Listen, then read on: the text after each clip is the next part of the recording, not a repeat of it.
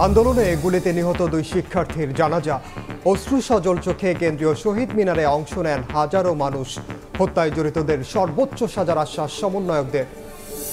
রাষ্ট্রের সব বিভাগ দলীয়করণ করে দেশকে ধ্বংস করেছেন স্বৈরাচার শেখ হাসিনা। কূটনীতিকদের ব্রিফিংয়ে প্রধান উপদেষ্টা বললেন, ত্যাগ স্বীকার করে ইতিহাস গড়েছে ছাত্র জনতা। দালালের জন্য দাঁড়ানো যায় না, এর সাথে সম্পূর্ণ প্রত্যেকটা আনসার সদস্য জড়িত, কর্মরত উনিও জড়িত।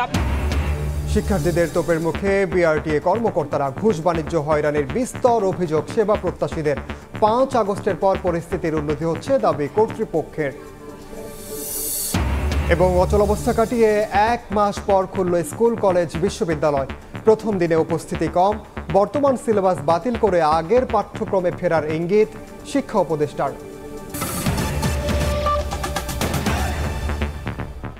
সংবাদের সঙ্গে আছি আমি ওমর ইনান। কেন্দ্রীয় শহীদ মিনারে বৈষম্য বিরোধী ছাত্র আন্দোলনে গুলিতে নিহত দুই শিক্ষার্থীর জানাজা হয়েছে। এতে সমন্বয়করা সহ অংশ নেন হাজার হাজার মানুষ।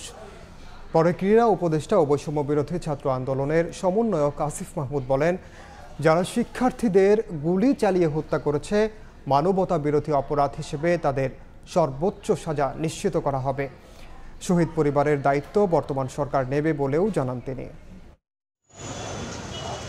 সরকার পতনের এক দফা দাবিতে কয়েকদিন আগে যেখানে উত্তাল হয়েছিল ছাত্র জনতার ঢল, সেই কেন্দ্রীয় শহীদ মিনারে আজ চিরবিদায়ের সুর। রোববার বাদ জোহর কেন্দ্রীয় শহীদ মিনারে বৈষম্য বিরোধী ছাত্র আন্দোলনে গুলিতে নিহত দুই শিক্ষার্থীর জানাজায় এইভাবেই কান্নায় ভেঙে পড়েন সমন্বয়করা।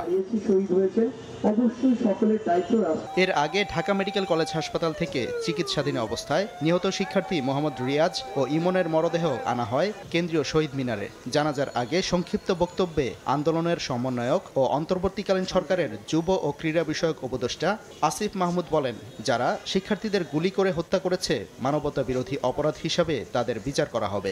কেন্দ্রীয় শহীদ মিনারে আসেন নিহত শিক্ষার্থীদের পরিবারের সদস্যরা। প্রত্যেক নিহতের পরিবারকে 1 কোটি টাকা করে ক্ষতিপূরণের দাবি জানান গণ অধিকার পরিষদের নেতারা। গত 4 আগস্ট বৈষম্য বিরোধী ছাত্র আন্দোলনে টাঙ্গাইলে ইমন এবং ঢাকার সায়েন্স ল্যাবে মোহাম্মদ রিয়াজ গুলিতে আহত হন। ঢাকা মেডিকেলে চিকিৎসাধীন অবস্থায় মৃত্যু হয় এই দুই শিক্ষার্থীর।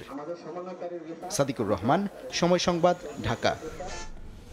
গত 4 আগস্ট ছাত্র আন্দোলনের সময় গুলিতে নিহত হন রাজধানীর শান্তিনগরে হাবিবুল্লাহ বাহার কলেজের শিক্ষার্থী আব্দুল্লাহ সিদ্দিক। তার স্মরণে কলেজের নাম ফলক উন্মোচন করেন তার বাবা মা। এ সময় যাদের আত্মত্যাগে এই নতুন বাংলাদেশ, তাদের রাষ্ট্রীয় মর্যাদা চান কলেজের শিক্ষক শিক্ষার্থীরা। বাসার থেকে চলে গেছে, 3টা বাজে খবর পাইছি আমার ছেলে আব্দুল্লাহ হাতে নাকি পায়ে গুলি খাইছে। সন্তান হারানোর বেদনা নিয়ে ক্যাম্পাসে মা। ছাত্র আন্দোলনে গিয়ে আর মায়ের কোলে ফেরা হয়নি আব্দুল্লাহ সিদ্দিকের। সেই কষ্ট বুকে চেপে নিয়ে দিন কাটছে মায়ের। শহীদ মিনার যা দেখে আমার ছেলের ভেতরে পড়ে রয়েছে মাটিতে। আপনার ছেলের চেহারা দেখেন, আমার ছেলের পা দেখেছি যে আমার ছেলে এইটা, আমার ছেলের পাও দেখছি, পাওনা ধরে বললাম এটা আমার ছেলে, এটা আমার ছেলে। রোববার দুপুরে শান্তিনগরে হাবিবুল্লাহ বাহার কলেজে আব্দুল্লাহ সিদ্দিক সহ আন্দোলনে নিহতদের স্মরণে দোয়া মাহফিল ও আলোচনা সভায় অংশ নেয় শিক্ষার্থী ও শিক্ষকরা। এ সময় আব্দুল্লাহর নামে ভবনের নাম ফলক উন্মোচন করেন তার বাবা। আমি খুব গর্বিত, আমি নিজ হাতে মাটি দিছি। আমি একটা পাষণ্ড আমি সহ্য করতে পারতেছি না এখনো, যে আমার ছেলের লাশের জন্য আমি কবরে নামবো। 20 টাকা চেয়েছিলাম অনেকদিন, কিন্তু আমাকে দেয়নি। বলছে যে টাকা পানিতে দিচ্ছে, দেশের জন্য যত ত্যাগ করতে পারছে এটাই অনেক যথেষ্ট। প্রতিটি জায়গা থেকে বৈষম্য দূর করা সহ নিহতদের রাষ্ট্রীয় মর্যাদা দেওয়ার দাবি জানানো হয়। স্মরণ সভায় আব্দুল্লাহ সিদ্দিকের বাবা মাকে সম্মানসূচক জাতীয় পতাকা এবং সম্মাননা স্মারক তুলে দেওয়া হয়। গেল 4 আগস্ট আন্দোলনের সময় জিগাতলায় গুলিতে প্রাণ হারান হাবিবুল্লাহ বাহার কলেজের মার্কেটিং বিভাগের শিক্ষার্থী আব্দুল্লাহ সিদ্দিক। এদিকে বিএফ শাহীন কলেজের শিক্ষার্থীরা তাদের সহপাঠী শফিকুদ্দিন আহমেদ আহনাফের স্মরণে তার জায়গাটি ফাঁকা রেখেই পরীক্ষায় অংশগ্রহণ করেন। আহনাফও একই দিনে মিরপুর 10-এ গুলিতে নিহত হন। আল আমিন তুষার, সময় সংবাদ, ঢাকা। প্রাণ রক্ষায় আশ্রয় নেওয়া রাজনীতিক, বিচারক, পুলিশ সহ 615 জন নিজ উদ্যোগে সেনানিবাস ছেড়েছেন।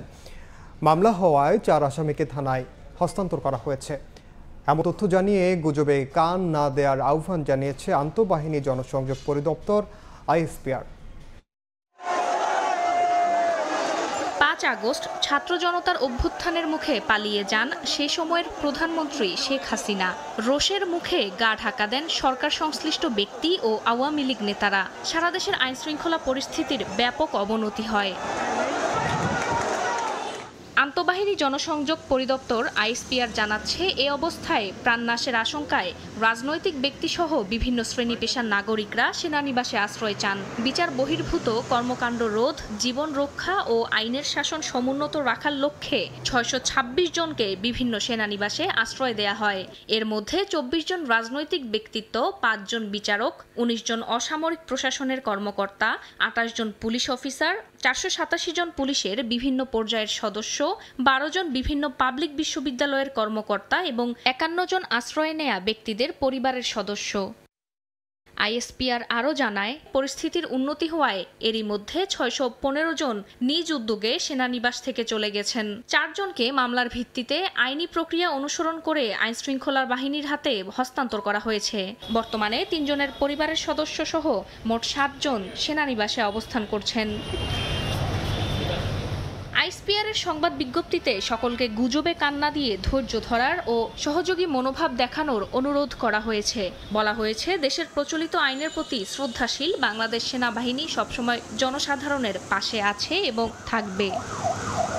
ফারজানা আক্তার, সময় সংবাদ, ঢাকা। রাষ্ট্রের সব বিভাগ দলীয়করণ করে স্বৈরাচার শেখ হাসিনা দেশকে ধ্বংস করেছেন বলে জানিয়েছেন অন্তর্বর্তী সরকারের প্রধান উপদেষ্টা ডক্টর মোহাম্মদ ইউনূস। পুরো ব্যবস্থা সংস্কার করে দেশকে এগিয়ে নিতে কূটনীতিকদের সহযোগিতা চেয়েছেন তিনি। দুপুরে রাজধানীর একটি হোটেলে কূটনীতিকদের সঙ্গে বৈঠকে জুলাই হত্যাকাণ্ডের বিচারে সরকার সব পদক্ষেপ নেবে বলেও জানান ডক্টর ইউনূস। ২০০৯ সাল থেকে টানা ক্ষমতায় থাকার পর ছাত্র জনতার অভ্যুত্থানে ৫ আগস্ট মসনদ ছেড়ে পালিয়েছেন সাবেক প্রধানমন্ত্রী শেখ হাসিনা। নতুন করে বাংলাদেশ গড়ার প্রত্যয় নিয়ে ৮ আগস্ট দায়িত্ব নেন অন্তর্বর্তীকালীন সরকারের প্রধান উপদেষ্টা ডক্টর মোহাম্মদ ইউনূস। রোববার রাজধানীর একটি হোটেলে বিভিন্ন দেশের কূটনীতিক ও মিশন প্রধানদের সঙ্গে বৈঠক করেন ডক্টর ইউনূস। শুরুতেই শ্রদ্ধা জানান সরকার পতন আন্দোলনে যারা শহীদ হয়েছেন, তুলে ধরেন ছাত্র আন্দোলনে দমন পীড়নের চিত্র। বলেন, হত্যাকাণ্ডের বিচারে সরকার সব রকম পদক্ষেপ নেবে। Hundreds of thousands of our valiant students and people rose up against the brutal dictatorship of Sheikh Hasina. Many hundreds of students have already lost or about to lose their eyesight after rubber bullets were shot at their eyes. I couldn't talk to him. Many such young people, lovely young people. নতুন বাংলাদেশ তৈরিতে সবাইকে পাশে থাকার আহ্বান জানিয়ে সরকার প্রধান বলেন, ক্ষমতা চিরস্থায়ী করতে রাষ্ট্রের সব প্রতিষ্ঠান দলীয়করণ, অনিয়ম, দুর্নীতি করে ধ্বংস করেছে শেখ হাসিনা সরকার। একটি অবাধ, সুষ্ঠু, অংশগ্রহণমূলক নির্বাচনের পরিবেশ সৃষ্টি করতে রাষ্ট্রীয় সংস্কার করা হবে। Sheikh Hasina dictatorship destroyed every institution of the country, impressed upon us their dream of a country where people, regardless of their political, religious or ethnic identity, would be able to fulfill their aspirations.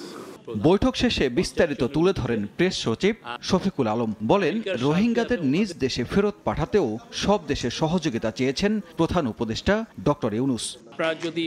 Sanbir রূপল, সময় সংবাদ, ঢাকা। সময় সংবাদে আরও থাকছে, বন্ধ থাকা metro rail চালু হবে 7 দিনের মধ্যে, জানালেন সড়ক ও সেতু উপদেষ্টা। বলেন, সংস্কার হবে আগুন ভাঙচুরে ক্ষতিগ্রস্ত প্রতিষ্ঠানগুলো।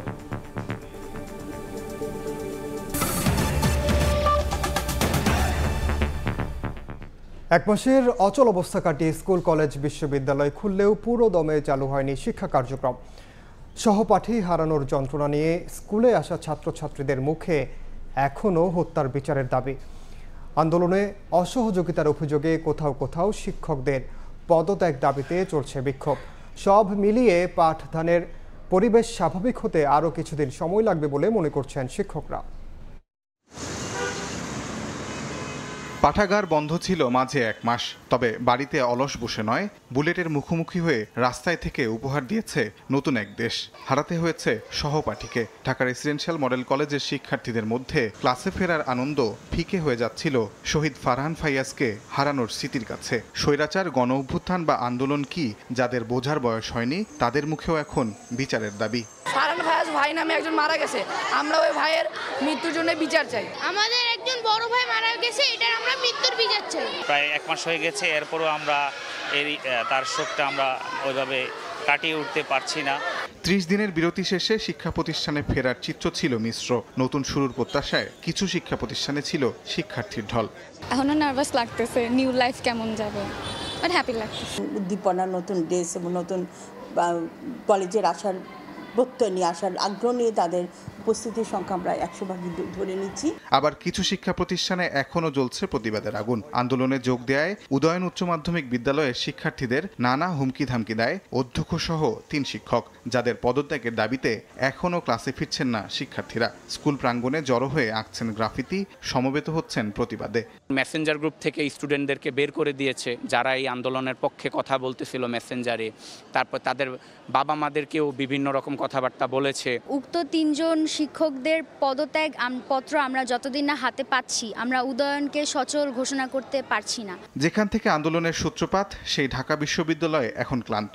সরকারি ঘোষণা আসলেও একাডেমিক কার্যক্রম শুরু হয়নি বিশ্ববিদ্যালয়ে। তবে নতুন বাংলাদেশে নতুন এক বিশ্ববিদ্যালয় দেখার প্রত্যাশায় শিক্ষার্থীরা। যে দলীয় রাজনীতি যেটা আছে, লেজুর ভিত্তিক রাজনীতি, এইটা আমরা নির্মূল চাই। তো আমরা রাজনীতিমুক্ত ক্যাম্পাস চাচ্ছি, এখানে শিক্ষক ছাত্র কারোই থাকা উচিত না। রিসার্চে যদি আমরা ডেভেলপমেন্ট করতে পারি, এখানে যদি বাজেট বাড়াতে পারি, শিক্ষার্থীদের জন্য ইনসেন্টিভ বাড়াতে পারি, তাহলে হচ্ছে তারা এই জায়গাগুলোতে আরও বেশি ইন্টারেস্টেড হবে। ঢাকা বিশ্ববিদ্যালয়কে বলা হয় বাংলাদেশের শ্রেষ্ঠ বিশ্ববিদ্যালয়, কিন্তু আমাদের চা পাওয়া থাকবে যে সেটা কিউএস র্যাঙ্কিংয়ে মানে উন্নত বিশ্বের দেশগুলোর যে বিশ্ববিদ্যালয়গুলো সেগুলোর সাথেও যাতে আমরা কম্পিট করতে পারি। স্বৈরাচারের গুলিতে বন্ধুবান্ধব, সহপাঠী হারানোর শোক এখনও বইছে বেশিরভাগ শিক্ষা প্রতিষ্ঠানে।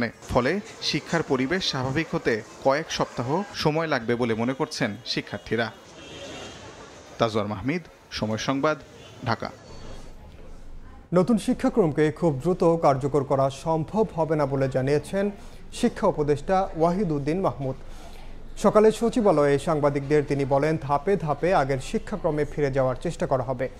শিক্ষাক্রম এখনই বাতিল নয়, বরং পরিমার্জন করা হবে বলেও জানান এই উপদেষ্টা। দায়িত্ব পাওয়ার পর রোববার প্রথমবারের মতো শিক্ষা মন্ত্রণালয়ে উপদেষ্টা ওয়াহিদউদ্দিন মাহমুদ গণমাধ্যমের মুখোমুখি হয়ে তুলে ধরেন শিক্ষা খাত নিয়ে নিজের ভাবনা, নতুন সরকারের পরিকল্পনা। নতুন শিক্ষাক্রম নিয়ে এতদিন ধরে নানা মহলে চলছিল বহুমুখী আলোচনা। নতুন শিক্ষা উপদেষ্টা মনে করেন বাস্তবায়নযোগ্য নয় এ শিক্ষাক্রম। সেক্ষেত্রে শিক্ষার্থীদের কোনো ধরনের অস্বস্তিতে না ফেলে ধীরে ধীরে আগের শিক্ষাক্রমে কিভাবে ফেরা যায় সে বিষয়টিকে অগ্রাধিকার দেওয়া হবে। শিক্ষা কার্যক্রম, পাঠ্যক্রম তো উন্নত করতেই হবে, সময় বদলাচ্ছে, কিন্তু যেটা তৈরি করা হয়েছে এটা কি বাস্তবায়ন করা খুবই কঠিন বর্তমান পর্যায়ে। নতুন শিক্ষাক্রমকে আমরা খুব সম্ভব কার্যকর করা সম্ভব বলে আমি দেখছি না। যাই আমরা করি না কেন, হয়তো অন্তত এই সাময়িক সময়ে আমরা আগের যে শিক্ষাক্রম সেখানে ফিরে যাওয়ার চেষ্টা করব। বর্তমানে পাবলিক বিশ্ববিদ্যালয়গুলোর বেশিরভাগেরই উপাচার্য পদত্যাগ করেছেন। সেক্ষেত্রে দ্রুত সময়ে এই শূন্যতা পূরণ করার কথাও জানান উপদেষ্টা। 40টার মতো বিশ্ববিদ্যালয় হলো অভিভাবক শূন্য, এবং আমাদের এগুলো যত তাড়াতাড়ি সম্ভব আমাদের এগুলো চালু করতে হবে। শিক্ষা প্রতিষ্ঠানে শৃঙ্খলা ফেরানো ও সুষ্ঠু পরিবেশ নিশ্চিতে সবার সহযোগিতার উপরও গুরুত্ব দেন শিক্ষা উপদেষ্টা। সেটা একটা ফর্মুলার ব্যাপার। ফারুক ভিয়া, রবিন, সময় সংবাদ, ঢাকা। সাংবাদিক দম্পতি সাগর রুনি হত্যা মামলার প্রহসন বন্ধে মন্ত্রণালয় কাজ করবে বলে জানিয়েছেন তথ্য ও সম্প্রচার উপদেষ্টা নাহিদ ইসলাম। সকালে সচিবালয়ে সাংবাদিকদের তিনি বলেন, নিবর্তনমূলক আইন পুনর্বিবেচনা সহ স্বাধীন গণমাধ্যম কমিশন গঠনের চিন্তা চলছে। দায়িত্বের ভার বাড়ার পর রোববার সপ্তাহের প্রথম কর্মদিবসে প্রথমবারের মতো তথ্য ও সম্প্রচার মন্ত্রণালয়ে উপদেষ্টা নাহিদ ইসলাম। কর্মকর্তাদের সঙ্গে মতবিনিময় আর গণমাধ্যমের মুখোমুখি হওয়ার শুরুতে সাম্প্রতিক গণ আন্দোলনে নিহতদের স্মরণে নীরবতা পালন করা হয়। এতদিন ধরে স্বাধীন গণমাধ্যমের অন্তরায় হিসেবে আলোচনায় ছিল যেসব আইন ও ধারা তথ্য ও সম্প্রচার মন্ত্রণালয়ের নতুন উপদেষ্টার কথাই উঠে আসে সেসব বিষয়। জানান, দলাদলি বাদ দিয়ে গণমাধ্যমের নিরপেক্ষতা নিশ্চিত, নিবর্তনমূলক আইনের সংস্কার, স্বাধীন গণমাধ্যম কমিশন গঠনে উদ্যোগী হবে নতুন সরকার। গণমাধ্যমের স্বাধীনতা নিশ্চিত করতে আমাদের কাজ করতে হবে। সেই জায়গায় বিভিন্ন ধরনের আইন এবং বিধিনিষেধ রয়েছে, যেগুলো নিয়ে সমালোচনা রয়েছে। আমাদের এই আইন এবং বিধিনিষেধগুলো কিন্তু পুনর্বিবেচনা করতে হবে। এছাড়া আলোচিত সাগররণী হত্যাকাণ্ডের বিচার নিশ্চিতে নতুন সরকারের অবস্থানও তুলে ধরেন তথ্য ও সম্প্রচার উপদেষ্টা। সাগররণী হত্যাকাণ্ড সহ এই ধরনের যে হত্যাকাণ্ডগুলো হয়েছে, সাংবাদিকদের উপর নিপীড়ন হয়েছে, এই বিষয়গুলোর তদন্ত করতে হবে এবং সরকারের জায়গা থেকে যা ভূমিকা বা মন্ত্রণালয়ের জায়গা থেকে সেই ভূমিকাগুলো আমরা অবশ্যই পালন করব। একই সঙ্গে গণ আন্দোলনে হত্যাকাণ্ড তদন্তে গণমাধ্যমে সহযোগিতা চান তথ্য ও সম্প্রচার উপদেষ্টা। ফারুক ভিয়া, রবিন, সময় সংবাদ, ঢাকা। বন্ধ থাকা মেট্রো রেল 7 দিনের মধ্যে চালু হবে বলে জানিয়েছেন সড়ক পরিবহন ও সেতু মন্ত্রণালয়ের উপদেষ্টা ডক্টর মোহাম্মদ ফাউজুল কবির খান। দুপুরে সচিবালয়ে সাংবাদিকদের তিনি বলেন, সড়ক ও জনপথের যেসব প্রতিষ্ঠান আগুন বা ভাঙচুর করা হয়েছে সেগুলো সংস্কার করা হচ্ছে। অন্তর্বর্তীকালীন সরকারের সড়ক পরিবহন ও সেতু মন্ত্রণালয়ের উপদেষ্টা হিসেবে দায়িত্ব পাওয়ার পর রোববার প্রথম সচিবালয়ে সড়ক পরিবহন ও মহাসড়ক বিভাগের কর্মকর্তাদের সঙ্গে মত বিনিময় করেন উপদেষ্টা মোহাম্মদ ফাউজুল কবির খান। এ সময় এই বিভাগের বিভিন্ন অনিয়ম ও অসঙ্গতির কথা তুলে ধরে এসব নিরসনে ব্যবস্থা নেওয়ার কথা বলেন তিনি। গাড়ি চালকদের লাইসেন্স নিতে বারবার বিআরটিএতে যাওয়া নিয়ে ক্ষুব্ধ প্রতিক্রিয়া জানান তিনি। কয়টা লাইসেন্সের আবেদন কয়দিনের মধ্যে নিষ্পত্তি হয়েছে, নির্ধারিত তারিখের মধ্যে হয়েছে কিনা এসব জানানোর নির্দেশনা দেন সড়ক ও সেতু উপদেষ্টা। চেনামুখে ঠিকাদারি হবে না, আর এখন ধোঁকাবাজির কিন্তু দিন শেষ। আপনি কয়টা লাইসেন্সের অ্যাপ্লিকেশন পাইছেন, ড্রাইভিং লাইসেন্স অ্যাপ্লিকেশন পাইছেন এবং ডিসপোজাল কয়দিনের মধ্যে হচ্ছেন, date of receipt, date of delivery, তো এইটা আপনি ওনাকে দেবেন। পরিবহন খাতে চাঁদাবাজির সঙ্গে জড়িত থাকলে তাৎক্ষণিকভাবে ব্যবস্থা নেওয়ার কথা বলেন তিনি। যখন কাউকে ড্রাইভিং লাইসেন্স দেন তখন তো বলেন নাই যে না উনি আপনাকে চাঁদাবাজি করার অনুমতি দেওয়া হইলো, কিংবা যে বাসের যখন লাইসেন্স দেওয়া হয় তখন তো এরকম কোনো দেওয়া হয় না।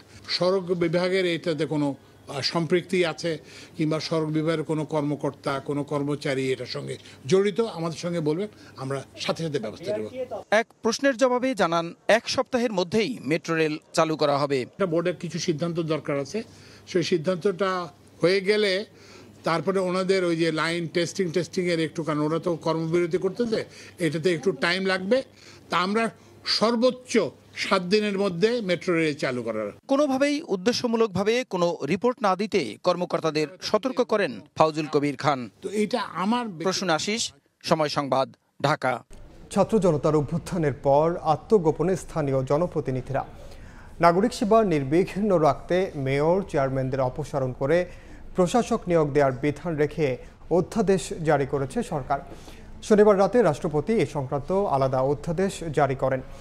গেল 5 আগস্ট আওয়ামী লীগ সরকার পতনের পর দেশের সিটি কর্পোরেশন, জেলা ও উপজেলা পরিষদ এবং পৌরসভার আওয়ামী লীগ সমর্থিত চেয়ারম্যান, ভাইস চেয়ারম্যান, মেয়র, কাউন্সিলরদের অধিকাংশই আত্মগোপনে রয়েছেন।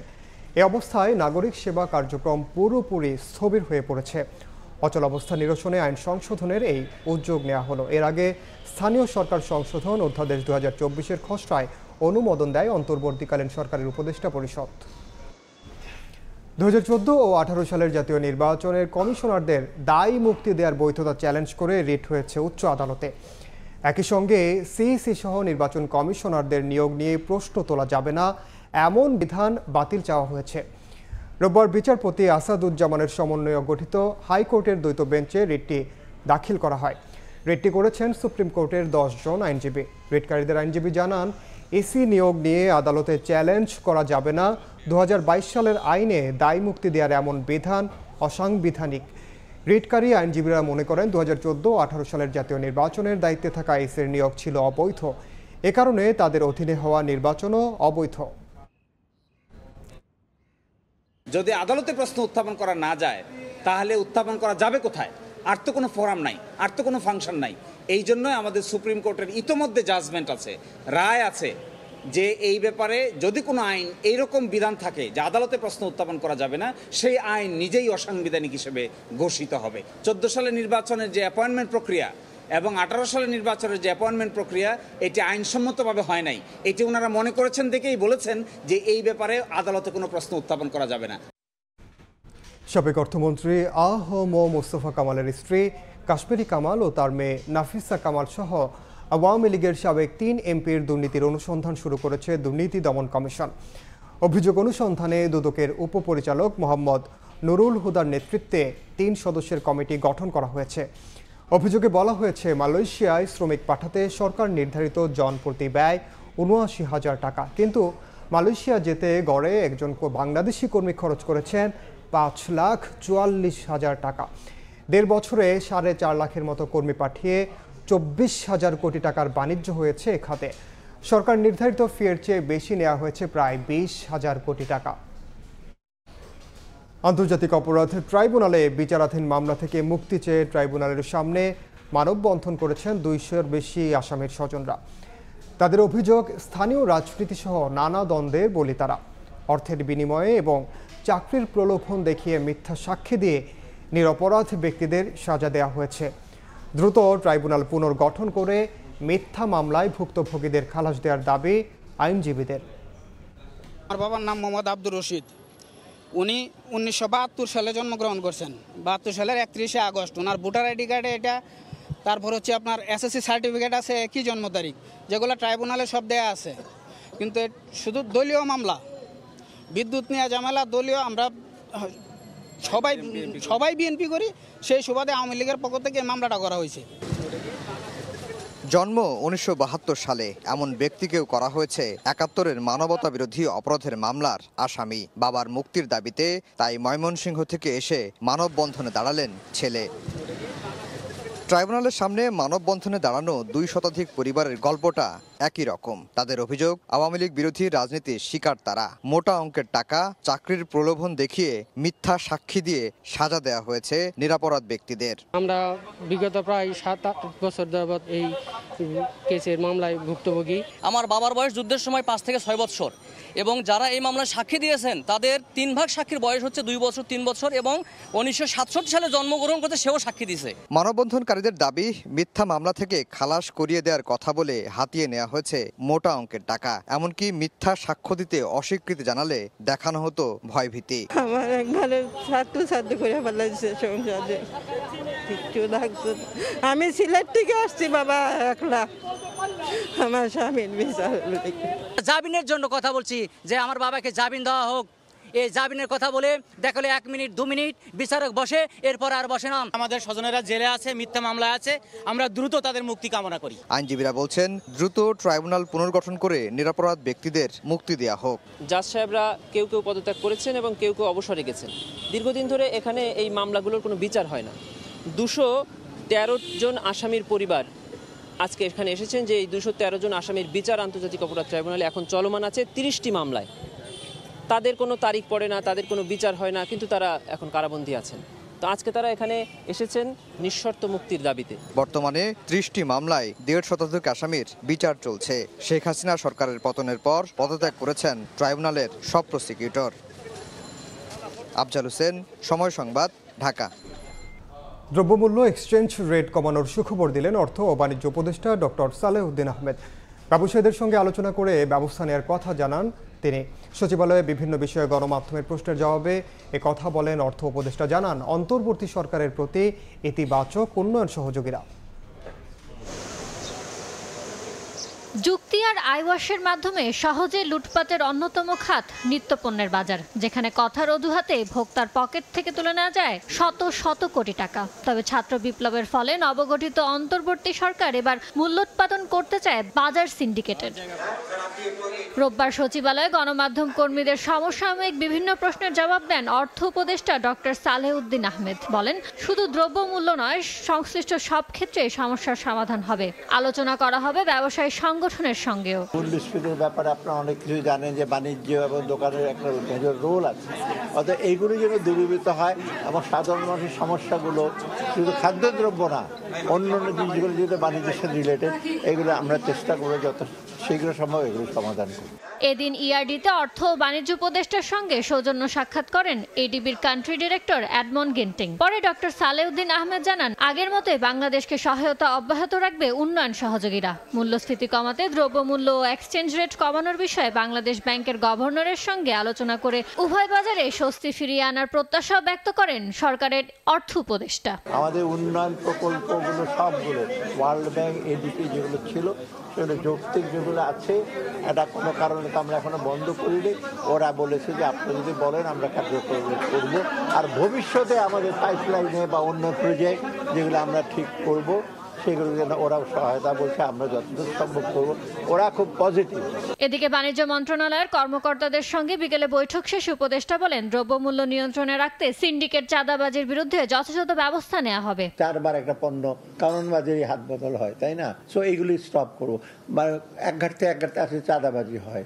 একটা ট্রাক ঢুকতে নাকি 7,000 টাকা লাগে ঢাকা পর্যন্ত আসতে, কি জানে আমাকে কেউদিন বলছিল। এইগুলি ডেফিনেটলি। বাজার মনিটরিং এর পাশাপাশি পণ্য বেচাকেনায় ক্যাশ মেমো রাখার বিষয়ে জোর দেন অর্থ ও বাণিজ্য উপদেষ্টা। ইয়ানুর শিফাত, সময় সংবাদ, ঢাকা। বিদ্যুতের দাম ভোক্তা পর্যায়ে না বাড়িয়ে বরং উৎপাদন কেন্দ্রগুলোর সঙ্গে no electricity no pay policy নিয়ে ব্যয় সমন্বয়ের পরামর্শ দিয়েছে সিপিডি। বিদ্যুৎ জ্বালানি খাতের দুর্নীতি খতিয়ে দেখতে যত দ্রুত সম্ভব আন্তর্জাতিক প্রতিষ্ঠান দিয়ে অডিট করার দাবি তুলেছে সংস্থাটি। দুপুরে রাজধানীর ধানমন্ডিতে সিপিডির কার্যালয়ে ব্রিফিংয়ে এ দাবি করা হয়। বিদ্যুৎ ও জ্বালানি খাত নিয়ে চরম গোপনীয়তার সাথে কাজ করেছে আওয়ামী লীগ সরকার। এ খাতের বিভিন্ন চুক্তি বা কেনাকাটার তথ্য আইন গোপন করেই রেখেছিল তারা। গবেষণা প্রতিষ্ঠান সিপিডির দাবি, এসব চুক্তি পর্যালোচনা করা হোক। সংস্থাটি বলছে, চলতি বাজেটে 40,000 কোটি টাকা বরাদ্দ রাখা আছে বিদ্যুৎ ও জ্বালানি খাতে, যার বড় অংশ ব্যয়ের পরিকল্পনা আছে ভর্তুকি বাবদ। আর এ টাকার সংস্থানের পরিকল্পনা ছিল বিদ্যুতের দাম বাড়িয়ে। তবে সিপিডির পরামর্শ, দাম আর না বাড়ানোর। আমাদের যে পরিমাণ বিদ্যুতের ক্যাপাসিটি রয়েছে, আমাদের হিসেব বলে আর যদি 1 মেগাওয়াটও যদি না যুক্ত হয় তাহলেও 2030 সাল পর্যন্ত এটি দিয়েই আমাদের চলবে। ভাবার দরকার নেই যে নতুন বিদ্যুৎ কেন্দ্র এক্ষুনি আনতে হবে। টেকসই জ্বালানি খাত প্রতিষ্ঠায় নবায়নযোগ্য জ্বালানির ব্যবহার বাড়ানোর পরিকল্পনা গ্রহণের তাগিদ দিয়ে সিপিডির দাবি, বিপিসি, বিপিডিবি, পেট্রোবাংলা সহ সরকারি সংস্থাগুলো নিরপেক্ষ অডিট করা হোক শিগগিরই। আমাদের এখন যে বিদ্যুৎ কেন্দ্রগুলো চলছে এর অধিকাংশই আসলে 5, 6, 7 বছর আগে, এবং সেগুলো অপারেশনে ভালোই চলছে। তারা এই সময়কালে তাদের জন্য কন্ট্রাক্টগুলো যদি রিভিউ করা হয় এবং করে যদি নো ইলেকট্রিসিটি নো পেতে যাওয়া হয় এবং সেই অনুযায়ী যদি প্রাইসিংগুলোকে রাখা হয়, আমাদের ধারণা যে এটি বড় রকমের কোনো চ্যালেঞ্জে ফেলবে না। বিদ্যুৎ ও জ্বালানি খাতের শৃঙ্খলা ফেরাতে আইন সংস্কারের পাশাপাশি বিইআরসির স্বায়ত্তশাসিত ফিরিয়ে আনার পরামর্শ দেওয়া হয় ব্রিফিংয়ে।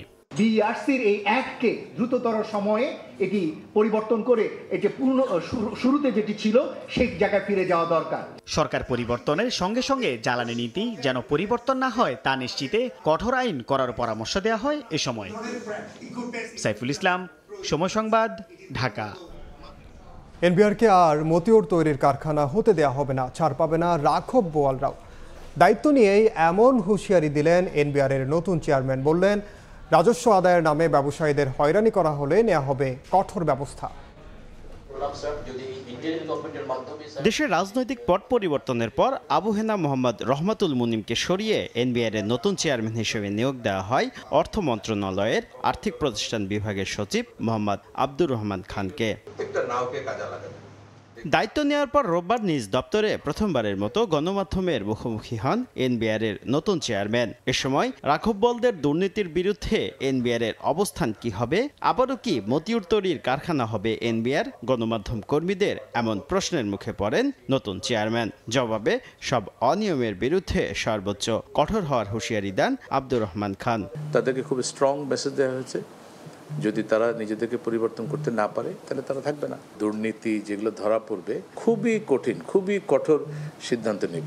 এক প্রশ্নের জবাবে কালো টাকা সাদা করার সুযোগ দেয়াকে অগ্রহণযোগ্য বলে মন্তব্য করেন এনবিআর চেয়ারম্যান। টাকা পাচার বা কারসাজি রোধে আমদানি রপ্তানি বাণিজ্য সতর্কতার সঙ্গে নজরদারি করার নির্দেশনা দেন তিনি। বড় ছোট বলে কথা না, বড়দেরকে তো অবশ্যই আমরা আওতায় আনবো, তাদেরকে ইনভেস্টিগেশন করা হবে এবং তাদের বিরুদ্ধে যা যা নেওয়া যায় সবই করা হবে। এ সময় গরিবের ওপর করের চাপ কমিয়ে সামর্থ্যবানদের কাছ থেকে আরও কর আদায়ে জোর দেওয়ার কথা জানান আব্দুর রহমান খান। শুধু তাই নয়, তেলবাজির তোষামোদি করলে ভালো কিছু করা যাবে এই মানসিকতা থেকে এনবিআর এর কর্মকর্তা কর্মচারীদের বের হতে বললেন এনবিআর এর নতুন চেয়ারম্যান। দেখেন, আমরা যারা শুভ খান, সময় সংবাদ, ঢাকা। বৈষম্য বিরোধী শিক্ষার্থীদের তোপের মুখে বিআরটি এর কর্মকর্তারা। সেবা প্রত্যাশীদের ঘুষ বাণিজ্য ও হয়রানির অভিযোগের সদুত্তর দিতে পারেনি বিআরটি এর কর্মকর্তারা বলছেন 5 আগস্টের পর ধীরে ধীরে পরিবর্তন হচ্ছে পরিস্থিতির। তোহা খান তামিমের report.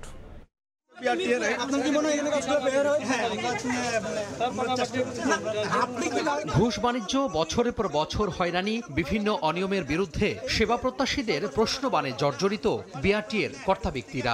Bangladesh road transport authority বিআরটিএতে সেবা নিতে আসা ভুক্তভোগীদের অভিযোগ পুরানো। এই যেমন ময়মনসিংহ থেকে আসা আলাউদ্দিন 2021 সালে তার আয়ের একমাত্র সম্বল প্রাইভেট কারের ইঞ্জিন পরিবর্তনে আবেদন করলে শুধু সিল মেরে তারিখ দিয়ে পিছিয়ে দেয় কর্তৃপক্ষ। কাজ তো হয়নি, বরং এর মধ্যে কেটে গেছে প্রায় 4 বছর। ওদিকে ড্রাইভিং লাইসেন্স হারিয়ে বিপাকে মাফিজুর রহমান, তাকেও একইভাবে হয়রানি করা হয় কালক্ষেপণের মাধ্যমে। 1/4/21 আবেদন করি, কিন্তু পর্যায়ক্রমে এই টেবিল ওই টেবিল ঘোরার কারণে আজকেও আমি আসছি বিআরটিতে। আসার পর আজকেও ডেট দিয়েছে 30/3/25 সাল পর্যন্ত। নাম ট্রান্সফারের জন্য এখানে আসছিলাম, তো এখানে আমি সব টাকা জমা দেওয়ার পরে কিন্তু আমার এই রিসিপ্টটা দেওয়া হয়েছে। তো এই রিসিপ্টটা দেওয়ার পরে আমার 4-5 বার ঘুরানো হয়েছে। সিল মেরে দিয়ে দিছে, আবার আসেন। তা আমি একজন প্রবাসী হয়ে যদি এরকম হয়রানি হওয়া লাগে, তো আমরা বাংলাদেশে এই টাকা পয়সা ফাটায় কি লাভ? রোববার দুপুরে বৈষম্য বিরোধী শিক্ষার্থীরা মিরপুরের বিআরটিএ কার্যালয় পরিদর্শন গেলে নানা অভিযোগ নিয়ে ছুটে আসেন ভুক্তভোগীরা।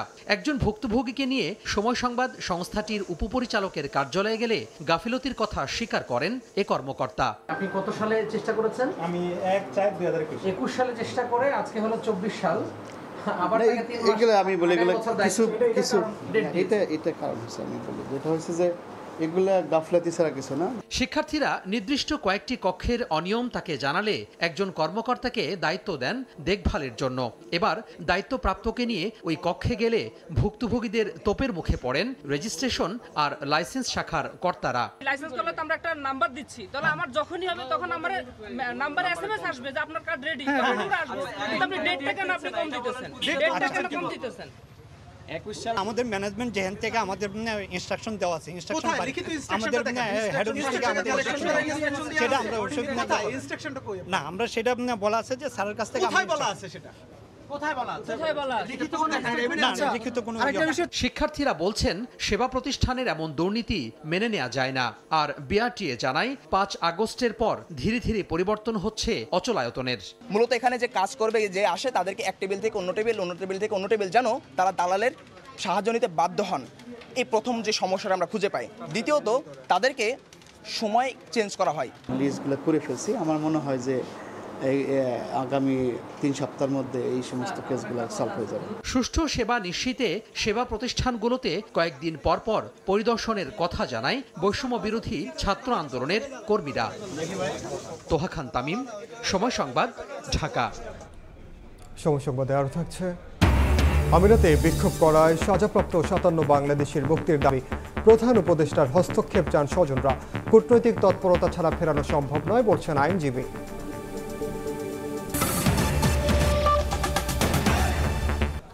6 বছর পর দেশে ফিরলেন প্রবীণ সাংবাদিক শফিক রেহমান।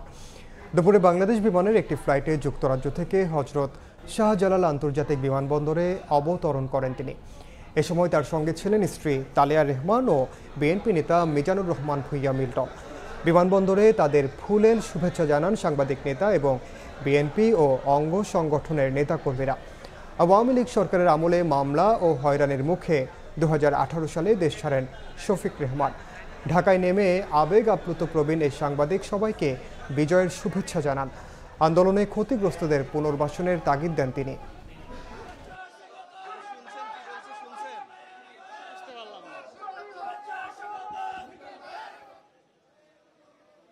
আমি 71 দেশে ফিরতে পেরেছি অনেক কষ্ট করে, এরশাদের পর ফিরতে হয়ে এখানে কষ্ট করে আবার 3বার হ্যাট্রিক করলাম।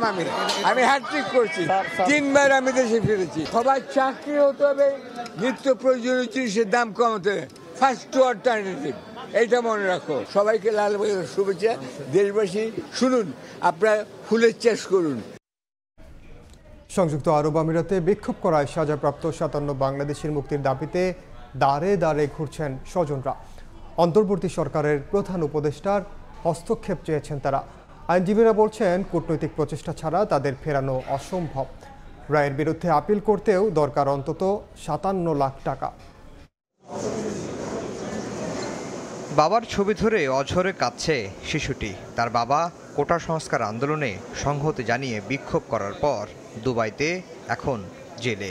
বাচ্চারা প্রতিদিন ওনার বাবাকে খুঁজে কান্না করে, প্রতিদিন আমার স্বামীকে ওনারা কোথায় নিয়ে রাখছেন, এখন পর্যন্ত আমার কোনো খোঁজ খবর পাইনি। মেয়ে জামাইয়ের জন্য হাউমাউ করে কাঁদলেন শ্বশুরও। মৃত্যুর সাথে বাচ্চা লড়তেছে। আমি আজকে 1 মাস আমার ফ্যামিলিতে মরার মতো, কেউ কোথায় কি অবস্থা আছে আমি জানি না। কোটা সংস্কার আন্দোলনে সংহতি জানিয়ে অন্য দেশের মতো বিক্ষোভ হয় সংযুক্ত আরব আমিরাতে। দেশটিতে বিক্ষোভ সমাবেশ নিষিদ্ধ হওয়ায় যাবজ্জীবন সহ বিভিন্ন মেয়াদে সাজা হয় 57 বাংলাদেশের। ভিন দেশে বন্দী স্বজনদের মুক্ত করার জন্য দাঁড়ে দাঁড়ে ঘুরছেন তারা। ডাক্তার ইউনূস খুব ভালো মানুষ, উনি সারা বিশ্বে উনাকে চিনে। আমি ওনার কাছে সাহায্য করি, ক্ষমা চাচ্ছি। উনার একটা টেলিফোনে আমাদের এই বাংলাদেশে ইনশাআল্লাহ রহমতে আমরা ওই ছেলেমেয়েকে আবার ফিরে পাবো। আইনজীবীরা বলছেন শুধু দুবাইয়ের 57 জনই নয়, মধ্যপ্রাচ্যের কয়েকটি দেশে আটকে আছে অনেক বাংলাদেশি। এজন্য দরকার কূটনৈতিক প্রচেষ্টা। দুবাই যিনি consul general BM Jamal Hossain, উনি কিন্তু সবচেয়ে দায়ী ব্যক্তি, যিনি এই 57 ব্যক্তির কনভিকশনের জন্য দায়ী। কোনো ধরনের লিগ্যাল সাপোর্ট দেন নাই। যারা সমন্বয়ক আছে এবং আমাদের যে উপদেষ্টা মণ্ডলী আছে তাদের দৃষ্টি আকর্ষণ করছে, কারণ আপনাদের ডাকে শুধু বাংলাদেশে না, এই বহির্বিশ্বে এতগুলো দেশে আমাদের প্রবাসী ভাইরা তারা কিন্তু রাস্তায় নেমে আসছে। তার যে দায়িত্ব সেটা নিতে হবে। এই বিষয়টা ডিপ্লোম্যাটিক ওয়েতে আমাদের সমাধান ছাড়া অন্য কোনো উপায় নেই। যদিও এরই মধ্যে সাজাপ্রাপ্ত 57 বাংলাদেশিকে মুক্ত করতে একজন আইনজীবী নিয়োগ দিয়েছে অন্তর্বর্তীকালীন সরকার। রায়ের বিরুদ্ধে আপিল করতে হলে দরকার অন্তত 57 লাখ টাকা। আফজার হোসেন, সময় সংবাদ, ঢাকা। দেশের বাইরের খবর। নারী চিকিৎসককে ধর্ষণের পর হত্যাকাণ্ডের প্রতিবাদের পেছনে এবার ষড়যন্ত্র দেখছে কলকাতা পুলিশ।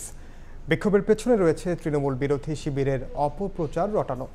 তাই তো পুলিশ কঠোর অবস্থানে। মমতা প্রশাসনের এমন সিদ্ধান্তে রাজ্য জুড়ে চলছে তুমুল বিতর্ক। সুব্রত আচার্যের রিপোর্ট। কলকাতায় নারী চিকিৎসককে ধর্ষণের পর হত্যার 11 দিনেও বিচারের দাবিতে উত্তাল ভারত।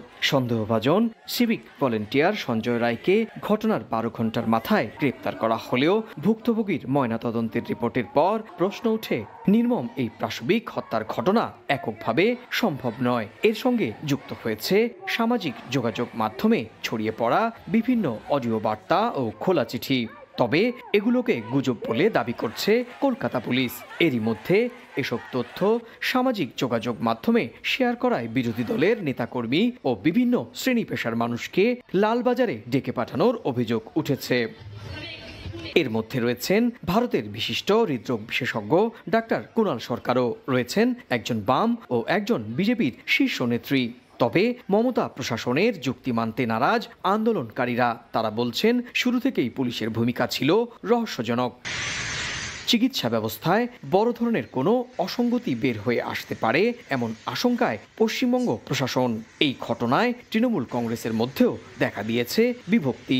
মমতা বন্দ্যোপাধ্যায়ের ভাইপো দলের second in command Abhishek Bandyopadhyay এই ঘটনার জন্য প্রশাসনের একটি অংশের গাফিলতিকেই দায়ী করেছেন। 8 আগস্ট রাতে কলকাতার সরকারি হাসপাতাল আরজি করের কর্তব্যরত নারী চিকিৎসককে ধর্ষণ করার পর হত্যার অভিযোগ ওঠে। এ ঘটনায় নারীদের নিরাপত্তা ও পশ্চিমবঙ্গ রাজ্য প্রশাসনের ব্যর্থতার অভিযোগে ভারত জুড়ে শুরু হয় প্রতিবাদ। বিচারের দাবিতে আন্দোলনে নামেন চিকিৎসক সহ সর্বস্তরের মানুষ। সুব্রত আচার্য, সময় সংবাদ, ভারত। খেলাধুলার মান উন্নয়নে অত্যাধুনিক সব সুযোগ সুবিধা সম্বলিত স্পোর্টস ইনস্টিটিউট গড়ে তোলা হবে বলে জানিয়েছেন যুব ও ক্রীড়া উপদেষ্টা আসিফ মাহমুদ সজীব ভূঁইয়া। আইসিসির গাইডলাইন মেনে ঢেলে সাজানো হবে বাংলাদেশ ক্রিকেট বোর্ডকে। দেশের ক্রীড়া ফেডারেশনগুলো রাজনীতিমুক্ত করা হবে বলেও জানান তিনি। একদম পিক পারফরমেন্সের জায়গায় আমাদের একটা দুর্বলতা রয়েছে, তার জন্য আমাদের স্পেসিফিক কোনো প্রতিষ্ঠান নেই, যে কারণে আমরা আন্তর্জাতিক পর্যায়ে যখন আমাদের অ্যাথলেটরা যান সেখানে আমরা অভিষ্ট লক্ষ্যে পৌঁছাতে পারি না, সেই জায়গায় ব্যর্থ হই। তার জন্যই পিক পারফরমেন্স সৃষ্টির পিক পারফরমেন্সের জন্য প্রশিক্ষণ দেওয়ার জন্যই স্পোর্টস ইউনিট, স্পোর্টস ইনস্টিটিউট প্রকল্প নেওয়া হয়েছে এবং একই সাথে ক্রীড়াক্ষেত্রে বিকল্প কর্মসংস্থান, যেটা একটা আমাদের দেখা যায় আউটসোর্স করতে হয়, স্পোর্টস মার্কেটিং থেকে শুরু করে অনেকগুলো বিষয়, সেগুলোর জন্য প্রশিক্ষণ দেওয়ার জন্য এই স্পোর্টস ইনস্টিটিউট কাজ করবে। বাস্তবতা অনুযায়ী যত দ্রুত সম্ভব আমরা স্পোর্টসের প্রতিটি ক্ষেত্রকে সক্রিয় করার চেষ্টা করব। সময় সংবাদের শীর্ষ সংবাদগুলো জানিয়ে দিচ্ছি আরেকবার। আন্দোলনে গুলিতে নিহত 2 শিক্ষার্থীর জানাজা। অশ্রু সজল চোখে কেন্দ্রীয় শহীদ মিনারে অংশ নেন হাজারো মানুষ। হত্যায় জড়িতদের সর্বোচ্চ সাজার আশ্বাস সমন্বয়কদের। এবং রাষ্ট্রের সব বিভাগ দলীয়করণ করে দেশকে ধ্বংস করেছেন স্বৈরাচার শেখ হাসিনা। কূটনীতিকদের ব্রিফিংয়ে প্রধান উপদেষ্টা বললেন, ত্যাগ স্বীকার করে ইতিহাস গড়েছে ছাত্র জনতা।